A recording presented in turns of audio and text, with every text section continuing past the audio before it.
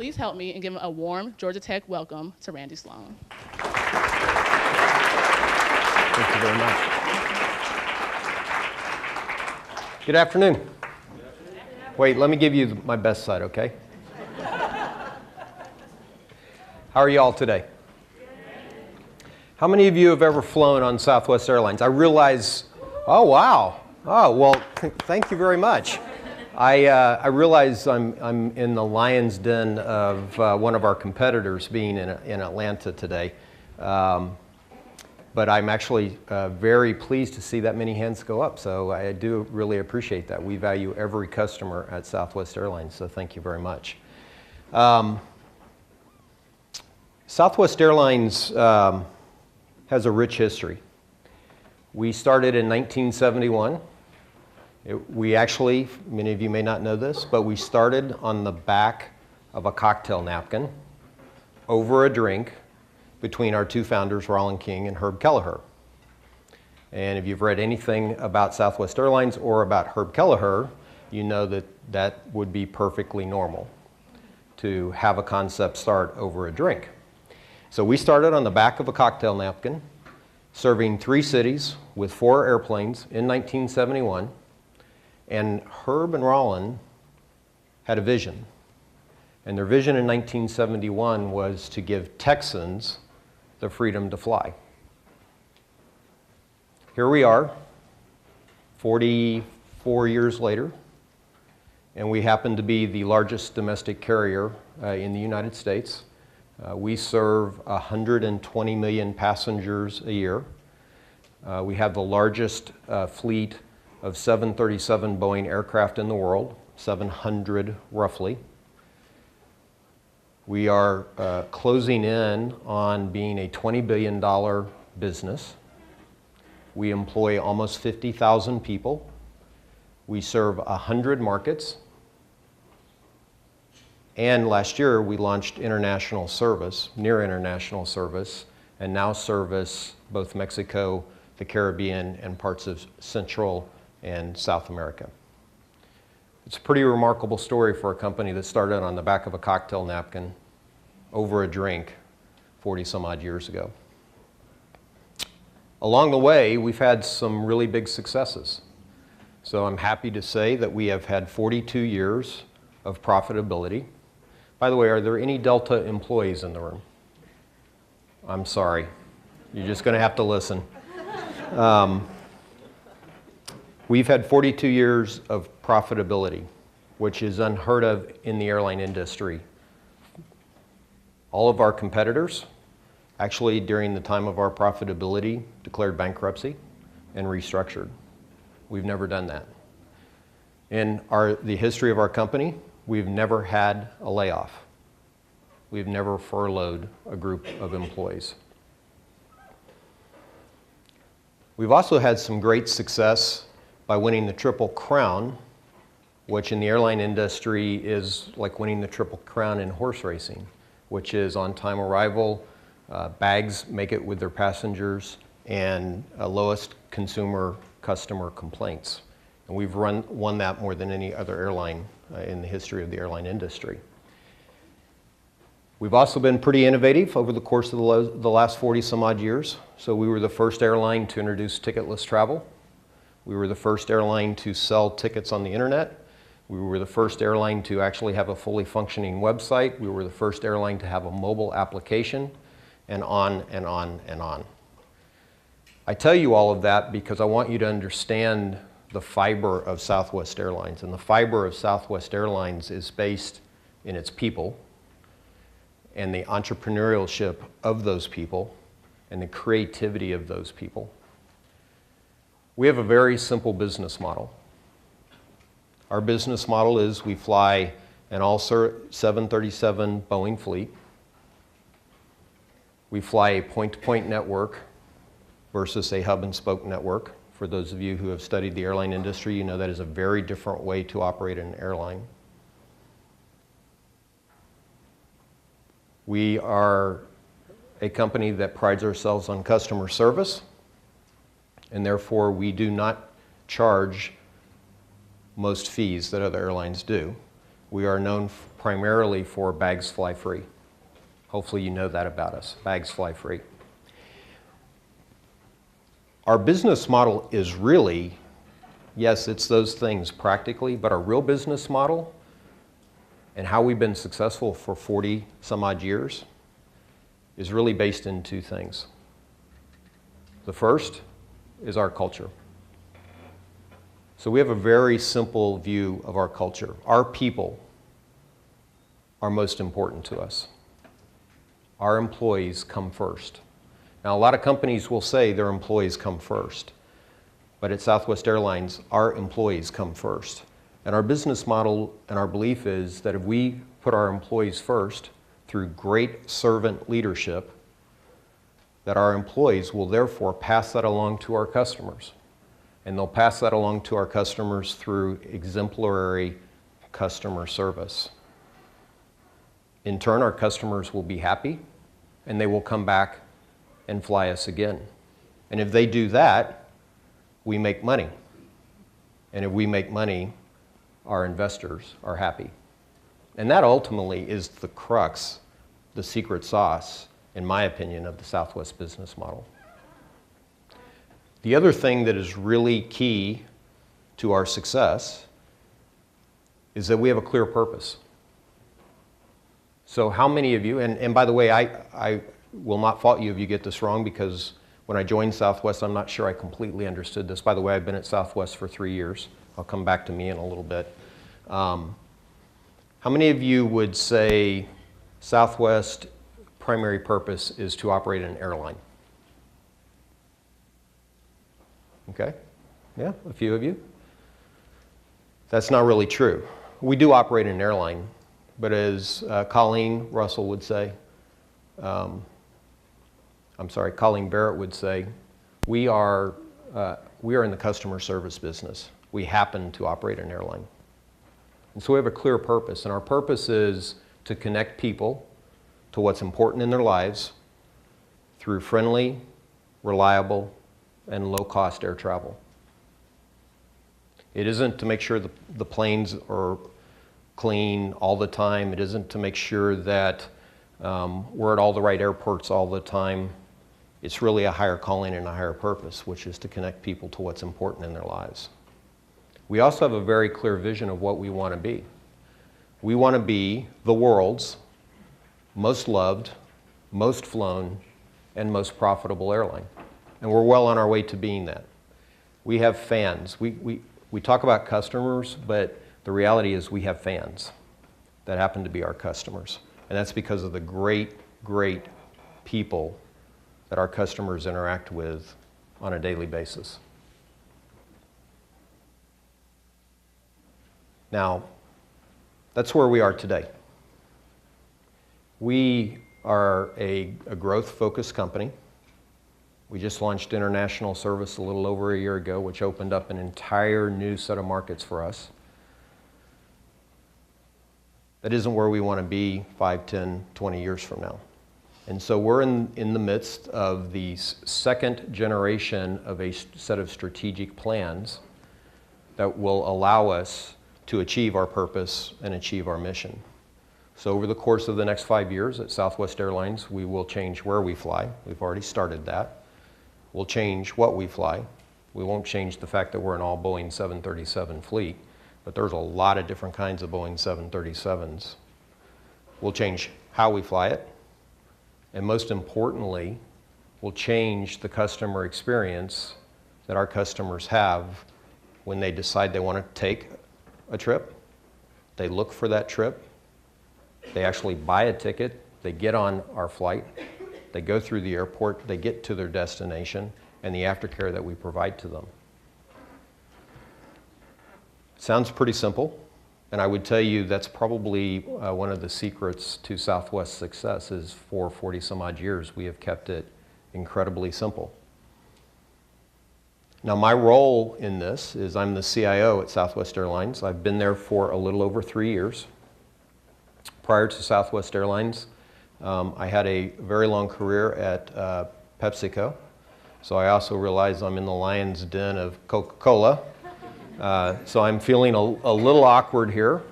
When I was at PepsiCo, by the way, we didn't actually use the name Coke. We referred to it as the Red Company in Atlanta. And I am told, although I don't know, that they referred to PepsiCo as the Blue Company in New York. By the way, the airline business is a little more collegiate than that. Collegiate, not collusive. I want to be clear on that. But 26 years at PepsiCo, where I held various roles. I did start at TI as a programmer.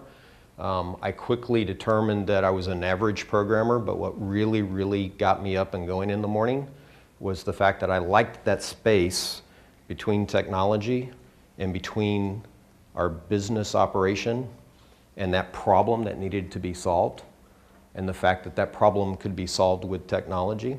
I didn't really care so much about what the technology was, but what I really, really got excited about was how to solve that problem, that business problem. And so I started in my career to gravitate into that gray space between technology and business, and began a long career from a management perspective, holding various different leadership roles at PepsiCo. PepsiCo afforded me, by the way, it's a great company. It afforded me the opportunity to see the world multiple times. I like to say the first time you go to a place like Shanghai, it's awesome. The 5th time, it's interesting. The 10th time, it's like, okay.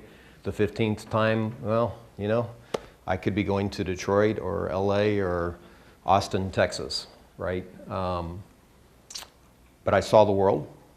And when I left PepsiCo, I was responsible for basically all business transformation and all technology-related items outside of the United States. And so you ask, well, why did you do that and why did you come to Southwest Airlines? I already told you.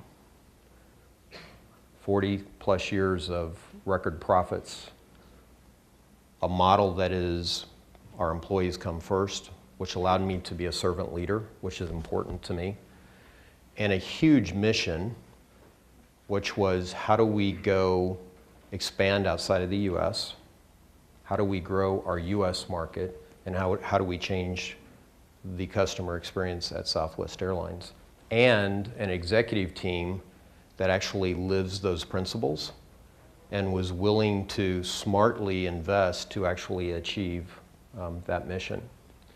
So I'm currently the CIO at Southwest Airlines. What that means is I'm responsible for all technology at Southwest Airlines, the good parts and the bad parts. And I am also responsible for ensuring that all strategic enterprise initiatives are delivered. And that allows me to play in that space between technology and our business operation. Now, how many of you in the room are more business focused in your degree? Okay, and how many of you came expecting I was going to talk about the latest technology? Oh, good. Well, okay, the 2 or 3 that thought I was going to do that, I'm going to disappoint you greatly. I like to tell people I'm not a technologist. The reality is if you're a CIO, you have to be enough of a technologist to know what makes sense.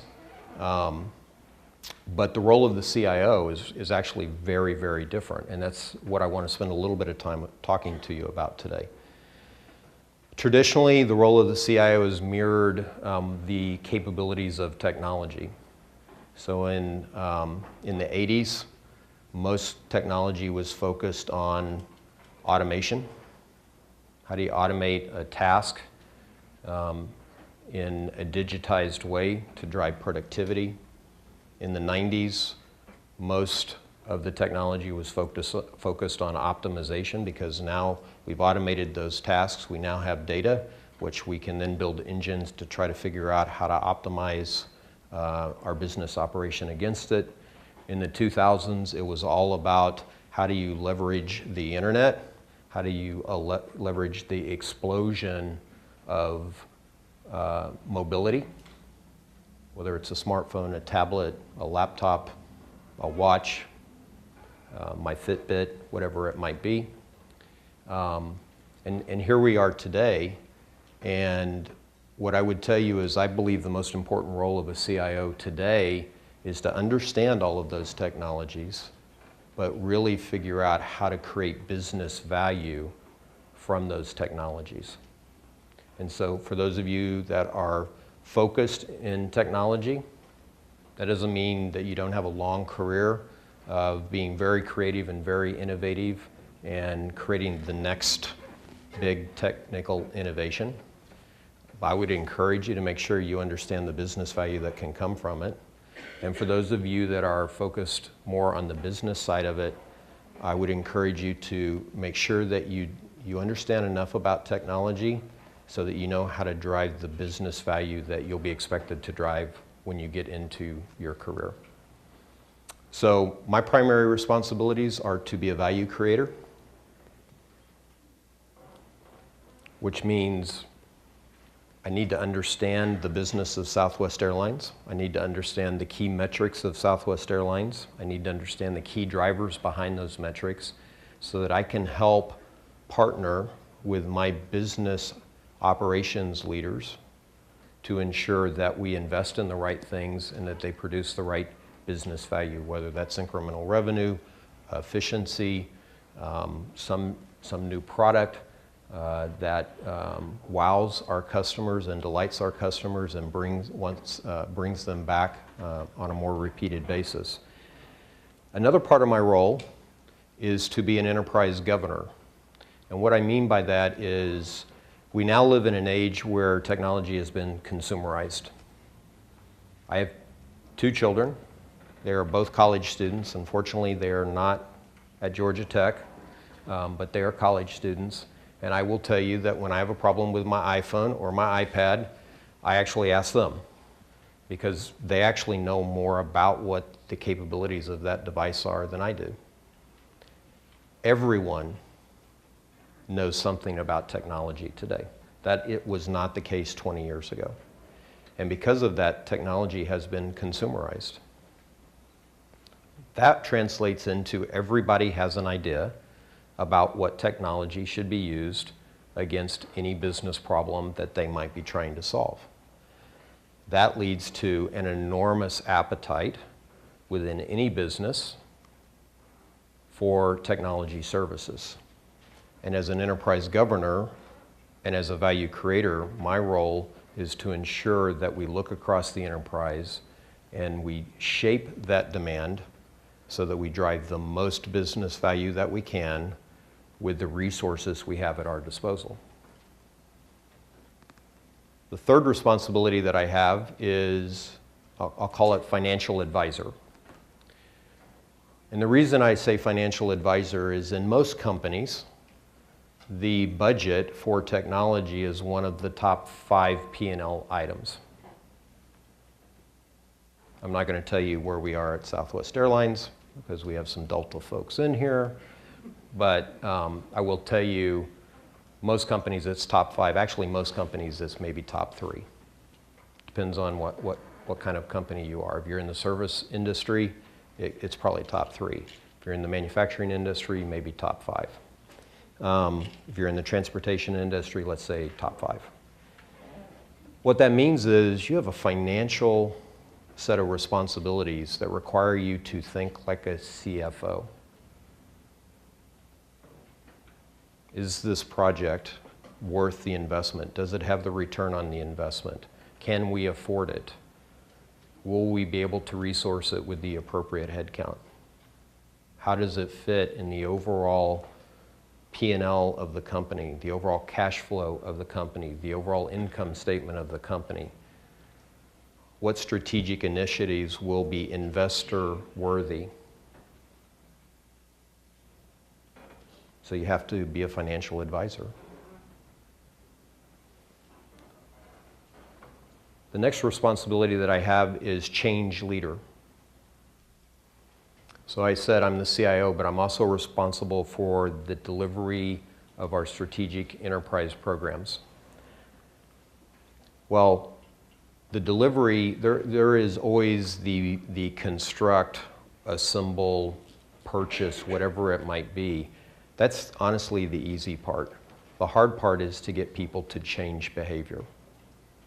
And the only way you drive value out of an investment in technology is to get people to change their behavior. They have to use it. They have to want to use it. They have to actually change the business processes that go around it, and they have to want to do that. People don't like to change. Do you guys like change? No? I will tell you, I love to create change, but when somebody tells me I have to change, I resist. And I think that's human nature. And so I would tell you, being a change leader is really, really important. And then the last one is, I still need to run a technology organization. Now, most people think a technology organization is about the technology. The reality is a technology organization is about the people. It is about acquiring the right talent, skilling the people that you have the right way, putting them in the right seat on the bus, and then ensuring that they understand their purpose as part of the overall mission of the company, and then ensuring that they understand what their career is. So I would tell you, is in the functional leader portion of my role, I spend the majority of my time not talking about what technology we should use, but where people should be placed, how we should resource the investments that we make, how do we grow people's careers, how do we create the succession and the bench strength that we need for the next generation leaders, and how do we ensure that everyone in the technology organization at Southwest Airlines feels like they have a home and they know where their next home will be. Nowhere in there did I say I need to be innovative, I need to be really technically savvy, etc. I do have to do those things, but the reality is there are a lot more people that are a lot smarter, that have a lot more passion about that than I do. And so my overall responsibility is to make sure that I harness that talent and actually apply it against the right things that we need to go do at Southwest Airlines. It's a pretty cool job, actually. It's a great job. It's why 3 years ago I came to Southwest Airlines. I will tell you that I think most CIOs today don't actually do that. So I read a statistic in the Wall Street Journal, in the CIO section of the Wall Street Journal a few months back, that said the role of the CIO will disappear over the next 5 years. Now, of course, I saw that headline. I definitely read it multiple times, right? And there were some statistics in there that were actually kind of frightening and staggering. So we're in an age where technology is so innovative, so creative, and so business enabling that it can do almost anything in any part of any business. And yet the CEOs of the Fortune 500, only 1 in 4 actually felt like the CIO understood what their business challenges were. So if you're a CIO and you don't understand what the business challenges of the business you support are, how in the world are you ever going to actually help that business with its mission? And the answer is you can't. And that's why I think CIOs today have to step back. I think they have to reflect. I think they have to get out of the world of thinking about how to run technology, and they have to get into the world of being a business leader that is focused on driving business value, driving business growth, creating great teams, and ensuring the success of the companies that they are a part of. I would tell you at Southwest Airlines, I am very privileged. I would say I'm blessed. I have a great team. I love them. Most of the time they love me. I have a great set of executives that are my peers that are incredibly supportive, because being a CIO isn't easy. I don't know how many of you might have heard a couple of months ago we had this little bitty problem with our website for about 3 days. So it's not all rosy all the time, but I have a group of peers that are incredibly supportive, understand the value of technology, and understand that for them to be successful in their part of our business, I have to be successful for them. And the thousands of technology resources at Southwest Airlines have to be set up for success to be successful for them.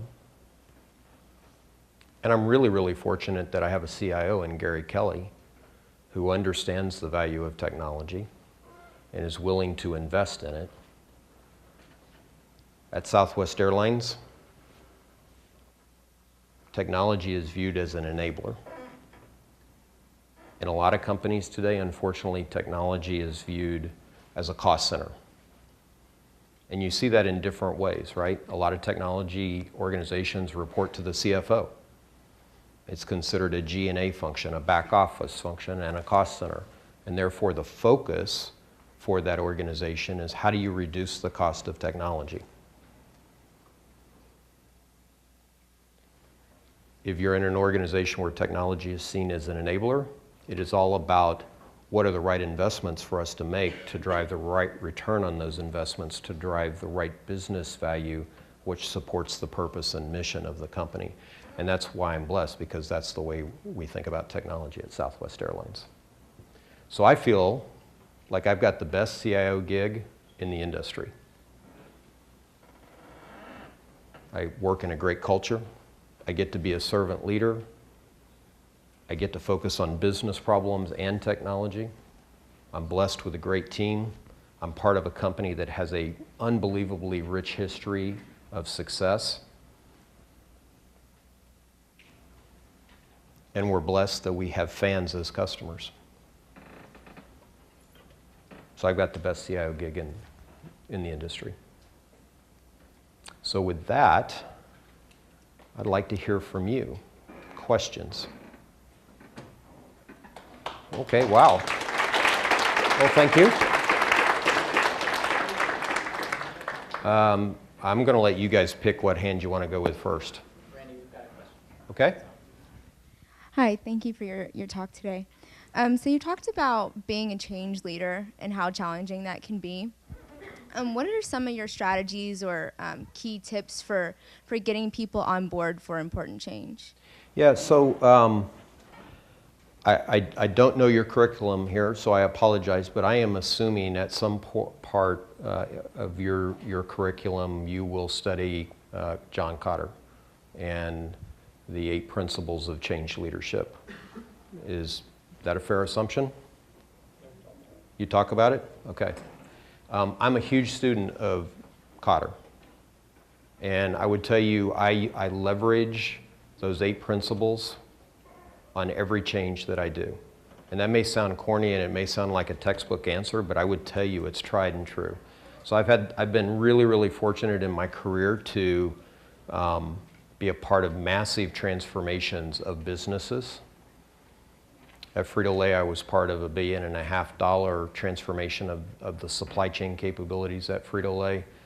When I was CIO for PepsiCo Europe, I was part of a team that acquired 9 companies in the span of 18 months and integrated them. And now at Southwest, the transformation to launch international service, and then all of the other things that are kind of in our future strategy. And I can tell you in every one of them, the most important tool that I've had are those 8 tactics from Kotter's change leadership. And it's all about, you've got to build the guiding team, you've got to build the burning platform, right? And you know the rest. And the most important, by the way, is number 8, which is you have to make it stick. If you haven't read John Kotter's books on change leadership, I would really encourage you to do that. By the way, you don't have to use it just on big change. I used it on my son getting him prepared for college. He doesn't know that unless he sees this video, but yes, it's a good question. Hello. I guess my question is, you said something that got you up in the morning was solving the business problems with technology. So what are some of the business problems that Southwest is facing today, and how you're driving that value with technology to solve those issues? Sure. So You know, we have the distinct pleasure of having organically grown our business over the course of the last 40 plus years. And that's awesome. But the reality is when most of your growth is organic, sometimes you're the frog that kind of slowly warms up and then boils in the pot, right?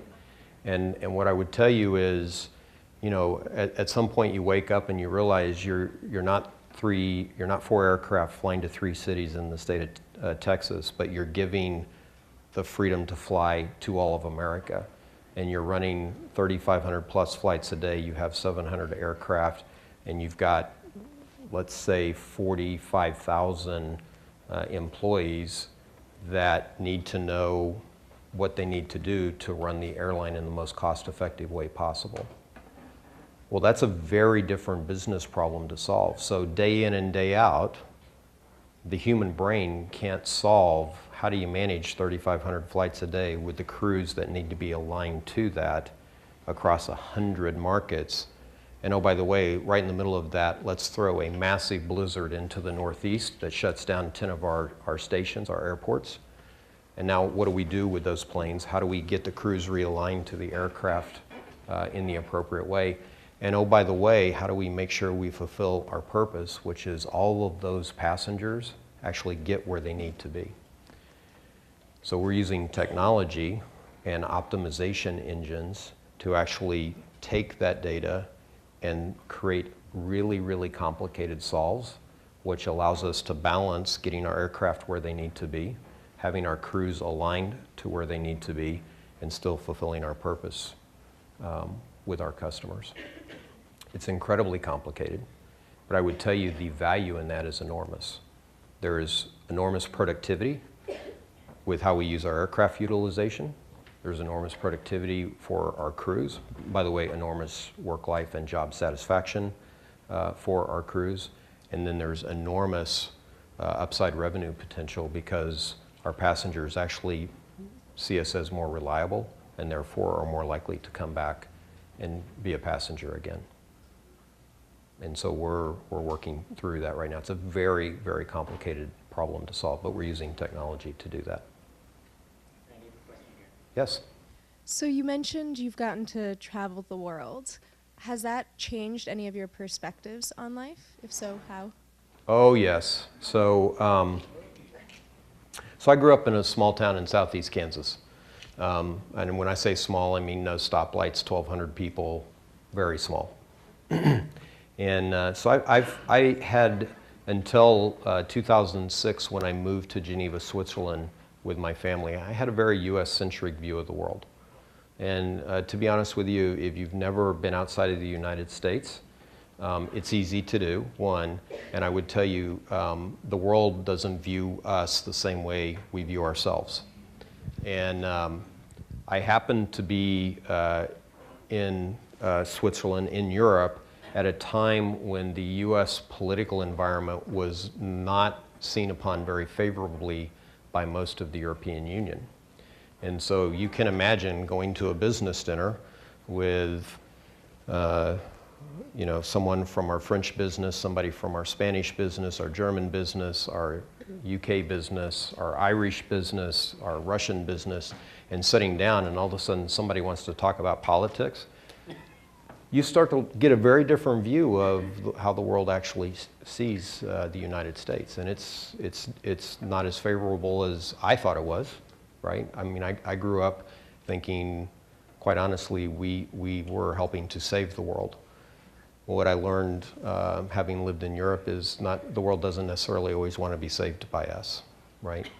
What I would also tell you is I learned a very important lesson. So I grew up professionally in a command and control kind of environment.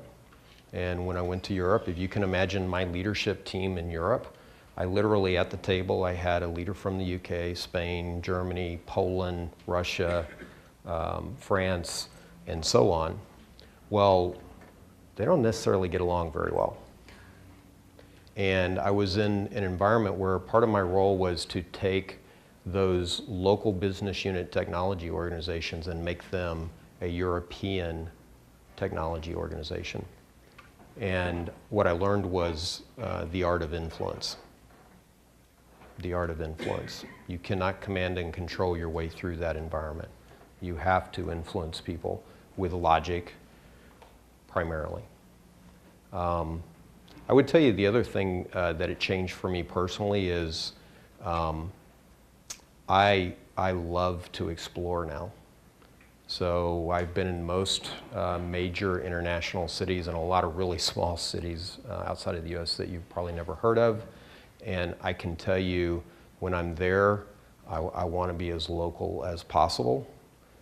Depending on the city, I want to be safe while I'm being local, but as local as possible, experience the culture. I find the cultural aspect of the nations around the world to be something that just completely fascinates me. And I think how that translates back to me professionally is it's given me a much better view of the value of diversity. So after I left Europe, I was the CIO for all of International, and I did travel the world. And when I would have a leadership forum, the diversity that was in that room,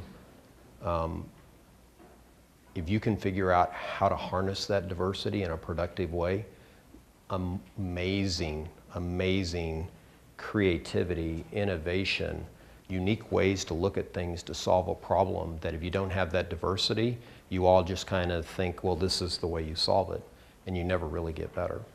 And maybe of all of my things around international travel, the thing I'll probably carry with me most is the value of diversity. Randy, a question over there. Yes?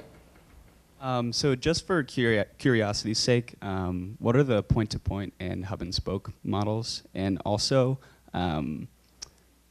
because y'all only fly 737s, do you think you ever miss out on any of the market, like maybe commuter flights or people who want to fly Dreamliners International? Sure. So I'm going to take those in reverse order. So we fly in all 737 Boeing fleet, one class of service.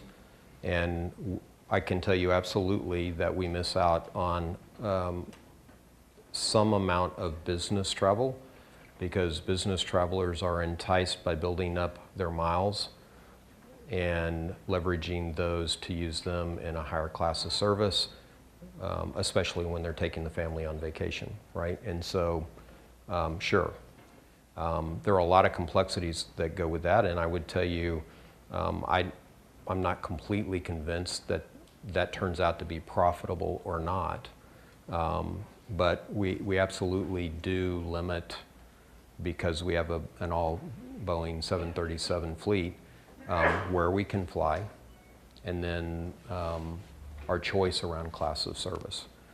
So that's true. The difference between a hub and spoke and a point-to-point network is this. So Delta, American, United, pretty much every other airline runs a hub and spoke. And what that means is, for instance, Atlanta is a hub for Delta, right? And if you go out to the airport at any given point in time, you're going to see a huge number of planes sitting on the ground. And because what that is they fly in from smaller cities into the hub, and then people get off of that plane and they connect to a different plane to go to San Francisco. And so they've built a really big operation in Atlanta, which allows them to connect passengers in that fashion. It also allows them to use multiple aircraft types. A point-to-point network is a line of flight. So an aircraft will start in Dallas. So the aircraft that I was on today coming in started in Dallas, came to Atlanta. Its next stop was, I think, Tampa. It was going from Tampa to Baltimore, from Baltimore to, I want to say it was going to Kansas City, then it was going to Denver, and then it was coming back to Dallas. Right? It doesn't mean it always comes back to Dallas. It could end up in Oakland, right? But instead of coming into a hub and then going back out, it actually traverses a line of flight for us. It's a very different way to run your network. The difference in the two, honestly, is you get higher aircraft utilization with a point-to-point network. The aircraft spend less time sitting on the ground. Back in the day, we were the inventors of the 10-minute turn, right?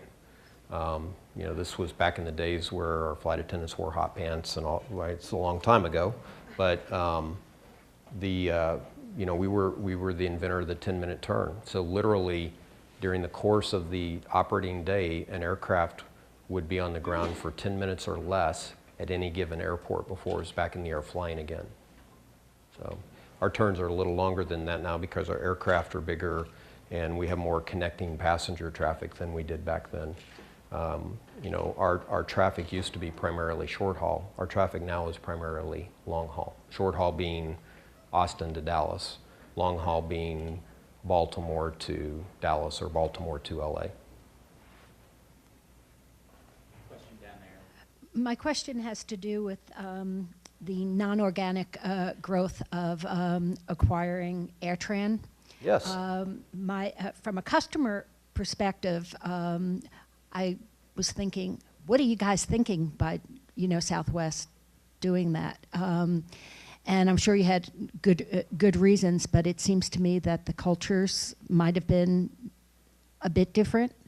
How did you deal with integrating the two cultures, or were they really not that different internally, even though from a customer perspective they seem different? Yeah, so a company's culture and the customer experience that you feel as a customer are necessarily the same thing. I would tell you, and I came to Southwest after that acquisition was well in progress. But what I would tell you is the culture at AirTran was more similar to Southwest than you might think. I wouldn't say it was identical, but what I would tell you is the people of AirTran came into the Southwest culture pretty easily. To be honest with you, the Southwest culture is an easy culture to come into if you embrace it. In terms of the acquisition itself, obvious business reasons for that. It gave us an opportunity to grow. It gave us an opportunity to grow our aircraft fleet, and it gave us the opportunity to take possession of routes that allowed us to launch international service with Southwest Airlines. So, What was responsible for the delay of, just one website to purchase tickets and all the planes having the Southwest label? Gosh, you sound like most of my peers. So it sounds really simple, but it's not.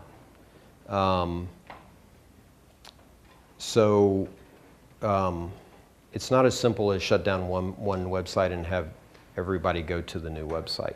There's a lot of work that has to be done so that you can actually connect the networks, because if you'll remember, even though Southwest acquired AirTran, AirTran existed and continued to operate for more than 2 years. I don't remember the exact number of months it was. And so being able to move to one Southwest.com required us to be able to move the aircraft and the crew into our operating certificate. And oh, by the way, the aircraft need to be repainted.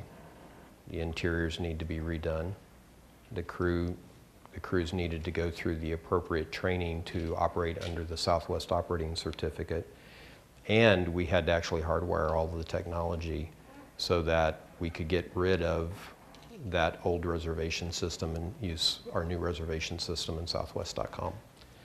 So it was a lot of work, to be honest with you.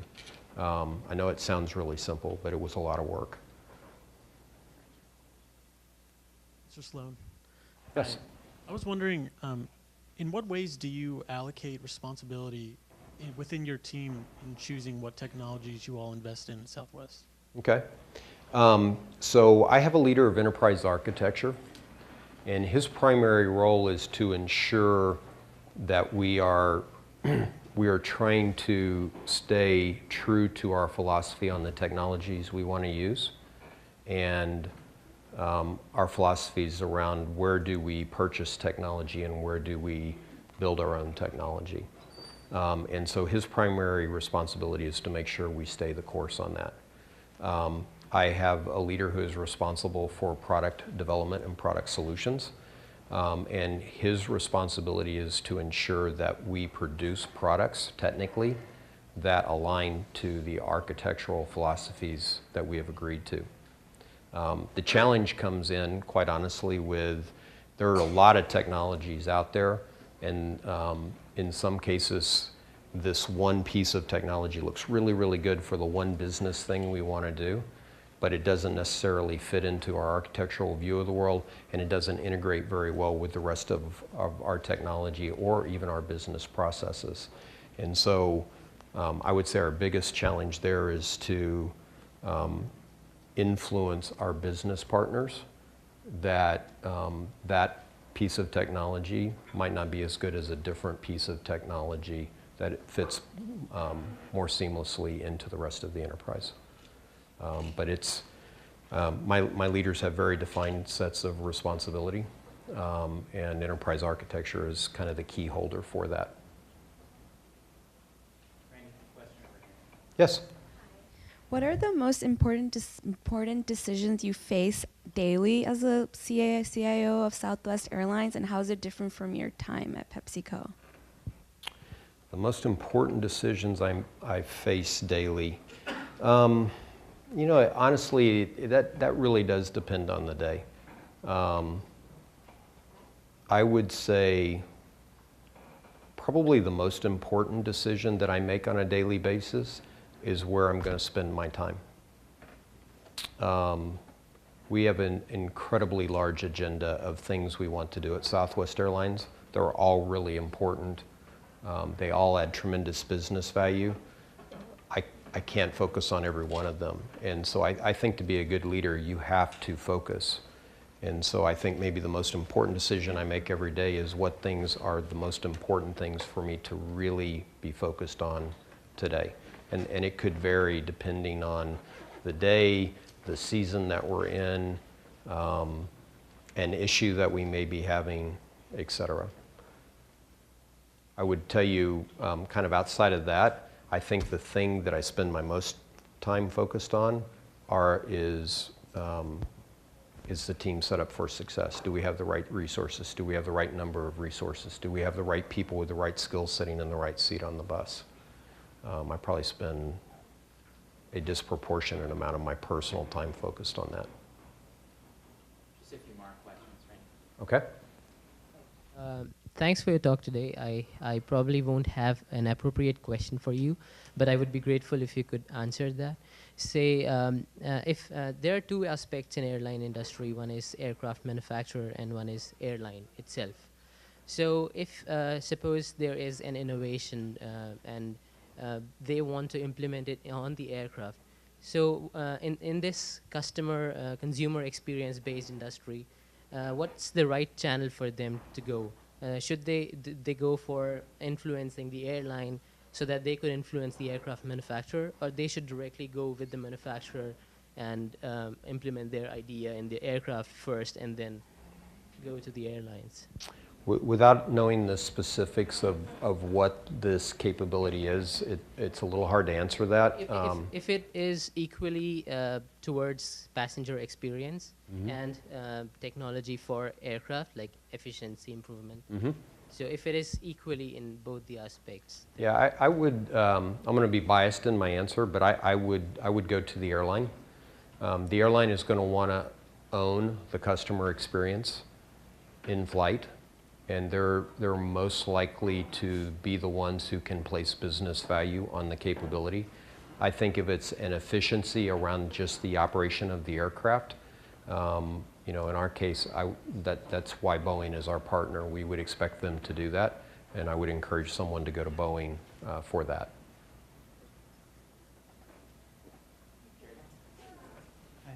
Hi. You mentioned a number of times about your servant leadership style.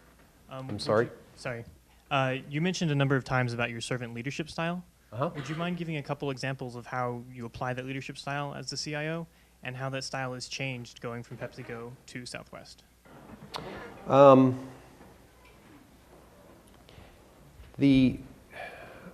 I would like to think, that doesn't mean it's true, but I would like to think that a part of my character is to be a servant leader. But I would tell you the environment that you operate in will move you in one direction or the other. I would tell you I am absolutely a better servant leader now that I'm at Southwest than I was in my prior career. A lot of that has to do with, it is fundamental to the core culture at Southwest Airlines, and quite frankly, a huge amount of it has to do with, it is a primary objective as a senior leader at Southwest Airlines for me. So I am held accountable to being a servant leader. And I think that's important because what gets measured gets done. Now, I happen to have my own personal bias to want to be a servant leader anyway.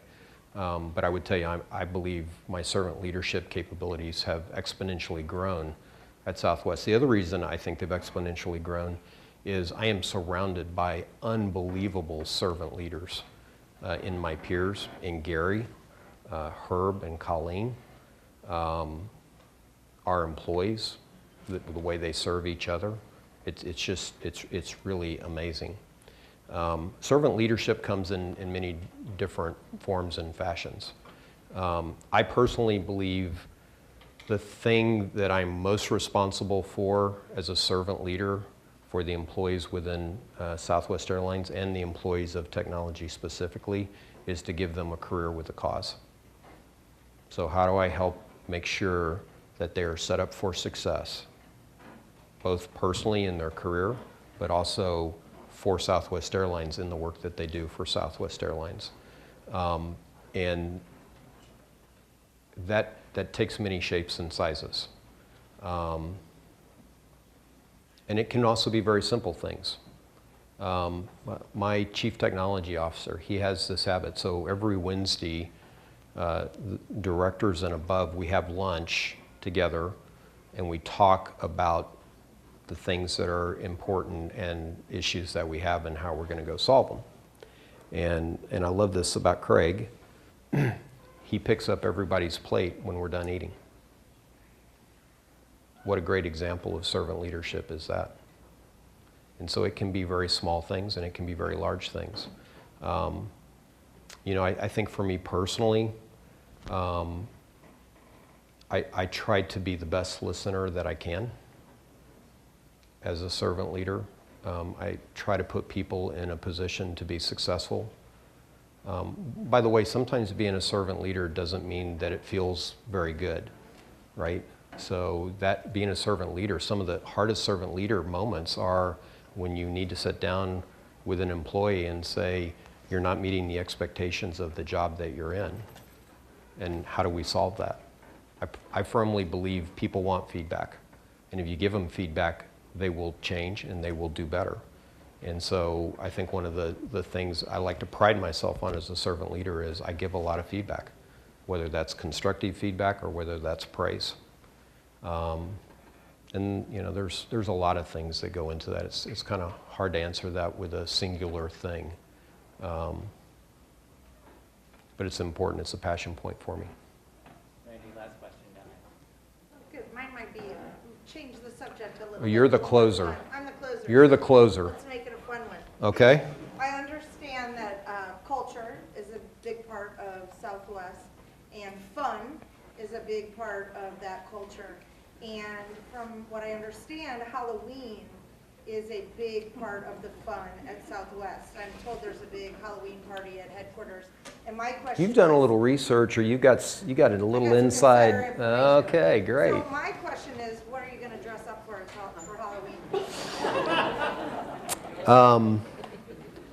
I can tell you what I've dressed up as the past 3 years, but I cannot divulge the secret of what I will be dressed up as 3 weeks from now. That's a tightly held secret. Is that okay? Sure. Okay, so in my first year at Southwest Airlines, I dressed up as Uncle Si from Duck Dynasty. And by the way, I looked remarkably like him, which was a little scary, but I was Uncle Si.